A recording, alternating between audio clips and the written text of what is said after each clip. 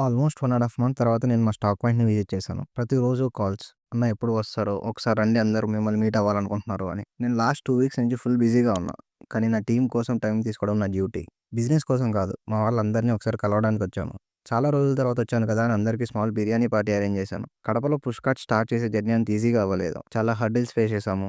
మాకు సూట్ అయ్యే godown దొరకడానికి 15, 20 days time పట్టింది. ఇప్పుడు కూడా స్ట్రగుల్ అవుతూనే ఉన్నాం. డైలీ ఏదో ఒక పుష్ కార్ట్ ట్రబుల్ ఇస్తది. లేదా బైక్ ట్రబుల్ ఇస్తది. ప్రతిరోజు ఒక్కొక్కరికి ఒక problem. Vehicle issues, sales slow, personal tension. ఓనర్‌గా నేను బిజినెస్ మాత్రమే హ్యాండిల్ చేయడం కాదు. మనుషుల్ని కూడా హ్యాండిల్ చేయాలి. ఈ 35-40 మెంబర్స్‌కి బిహైండ్ ఒక ఫ్యామిలీ ఉంది. వాళ్ళ ఇన్‌కమ్ మీద ఫ్యామిలీస్ డిపెండ్ అవుతున్నాయి. కడపలో డైలీ వేర్ పుష్ కార్ట్స్ ఇప్పుడు నడుస్తున్నాయంటే అది ఒక్కరోజు సక్సెస్ కాదు. అది డైలీ స్ట్రగుల్ రిజల్ట్. నేను నా టీమ్‌ని నమ్ముతున్నాను. వాళ్ళు నన్ను నమ్ముతున్నారు. అదే మా స్ట్రెంగ్త్. స్మాల్ బిర్యానీ పార్టీ కాదు. మన బాండింగ్ సెలబ్రేషన్, మన స్ట్రగుల్ సెలబ్రేషన్, మన ఫ్యూచర్ సక్సెస్‌కి స్మాల్ స్టెప్. డైరీ విన్ అంటే బ్రాండ్ కాదు. డైరీ విన్ అంటే ఒక ఫ్యామిలీ. ఇంకా జర్నీ లాంగ్ ఉంది. స్ట్రగుల్ ఉంది. కానీ కాన్ఫిడెన్స్ ఇంకా ఎక్కువ ఉంది. కడపలో డైరీ విన్ స్టోరీ ఇప్పుడే స్టార్ట్ అయింది. It's just the beginning.